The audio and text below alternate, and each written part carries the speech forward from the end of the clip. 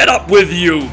You are making a fool of me. Gods, seize this rebel and throw him into the furnace of fire. Nimrod wanted to be sure everyone in his kingdom would know about Avram being burnt to death by the god of fire. And so he commanded that all the men of his kingdom and all its leaders come for the great burning. Nimrod had no idea that really this is exactly what Hashem wanted.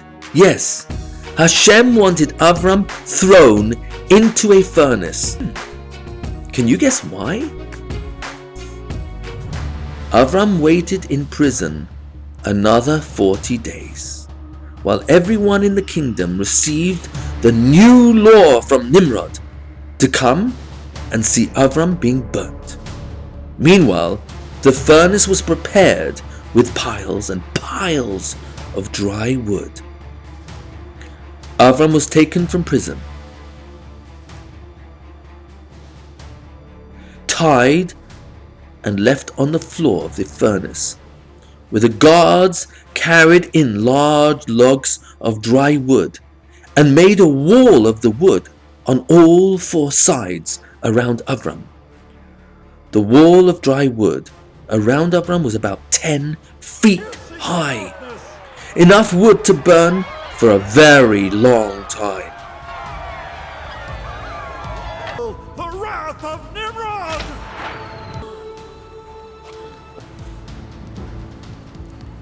The logs took to the fire, and then the guards ran out of the giant furnace. Hundreds of thousands of people stared for hours, watching the flames going high into the sky out of the furnace. Avram was ready to die for Hashem. Avram wanted the world to know how mad it was to serve any other power except Hashem. And that Avram was willing to die for. Do you think Avram is the Tzadik Hashem is looking for? Let's see what happened next. Nimrod was so happy. He could not remember when he was last so full of joy that he was proving to his entire kingdom how mighty and powerful he is. But Nimrod did not know that really this was exactly what Hashem wanted. Hashem made a miracle and let the flames only burn the rope around Avram's hands and feet. But not one flame touched Avram.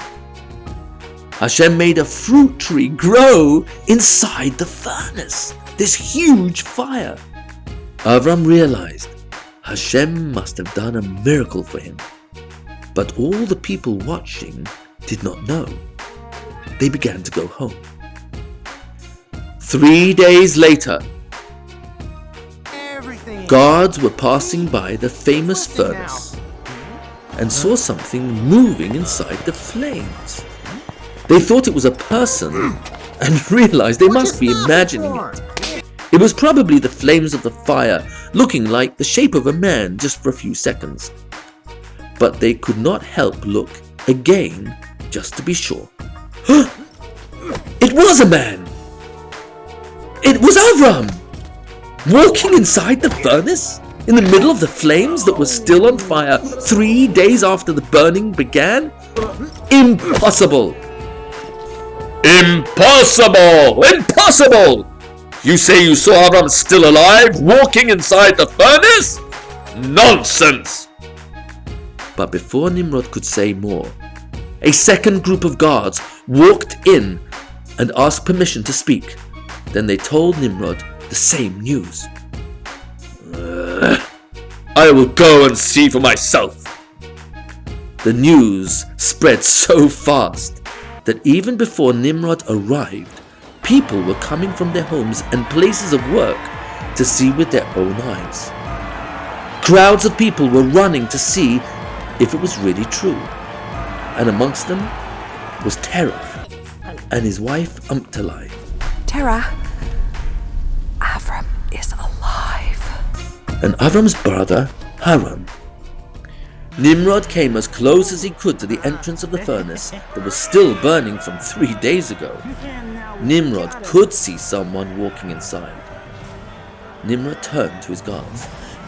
Get him out of there! Got him. The guards came closer to the entrance.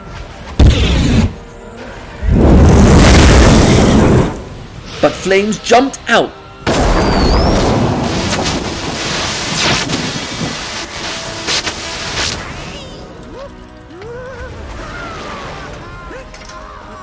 And burnt them on the spot. And they died. Nimrod did not know how to react to all this. He was not prepared for this miracle. He turned to another group of guards and shouted, Get him out, I say! But again, as soon as they came close to the entrance, flames burst out and burnt them alive. Hashem wanted everyone to see that the fire was real, and no one could stay alive inside the furnace except by the power of Hashem. By now, there were thousands of people watching. This was also part of Hashem's plan. Then a malach told Avram it was time to leave the furnace. Avram walked out of the furnace. Nimrod was frozen, stunned. His skin turned cold. His body began trembling. The thousands of people watching were standing like statues with their mouths wide open, unable to say a word. The shock was just too much. How can you still be alive? Avram smiled. The power who created the heavens and the earth saved me from death. Nimrod immediately fell to the feet of Avram, bowing his entire body to the floor. All Nimrod's ministers immediately did the same. From far away, people could see what was happening, and hundreds of people kept coming to see if it was really true. Avram's God saved him from the fire? Avram's God was the power that saved him. Avram smiled at the scene and told them, Don't bow to me. I did not save myself. Hashem, the only real power of the universe, saved me. Bow to him. Nimrod had no other choice except to agree that Avram's God was the most powerful. Nimrod was so impressed that he turned to one of his sons and whispered in his ears. His son nodded his head to his father Nimrod. Nimrod was still trembling with fear and awe. Avram, it is true. Your God is more powerful than my God of fire. To show you my respect for you, I'm giving you my very own son, the prince, to be your servant. It is better he becomes a servant of Avram than the prince of Ashur. Ashur is the country where Nimrod was king. Avram asked Nimrod's son if he agrees to join Avram. He bowed to Avram and said, I will be your servant for all your needs. Avram agreed to take Nimrod's son, and Avram gave Nimrod's son a name. This name was chosen because it reminded Avram how Hashem saved him from the fire of the furnace. Do you know the name of Avram's servant? That's right, Eliezer. Because Ezer means my power is my help. Eli is my power. Ezer means help. Hashem is my power. Hashem is my help. As soon as Nimrod gave his son to Avram, hundreds and hundreds of parents came crowding around Avram with their children, asking him to take them to live with him and teach how to serve Hashem. Avram accepted them. He took the boys, and Avram's wife Sarai took the girls. The Kiddush Hashem of that day was gigantic. Avram! Hail Avram! It was all part of Hashem's plan. You see, when Hashem has a plan, and a Rasha like Nimrod wants to harm Hashem's Tzadikim, Throw him in! Ooh. Got him. Hashem uses the very plan of the Rasha to fit into Hashem's plan.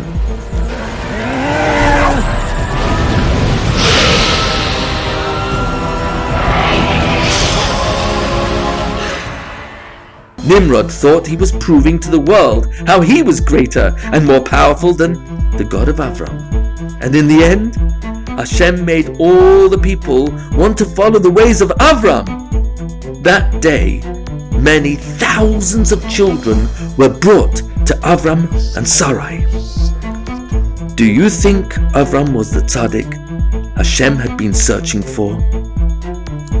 Was this test the test that would show how strong Avram could be? Or do you think Hashem wanted Avram to see, and others to see, that he was even stronger than this? Do you know what was the next test Hashem made for Avram? The rest of that day and into the evening, crowds and crowds of people were coming to Avram and Sarai, begging they take their children to learn how to serve the true Creator God, Hashem.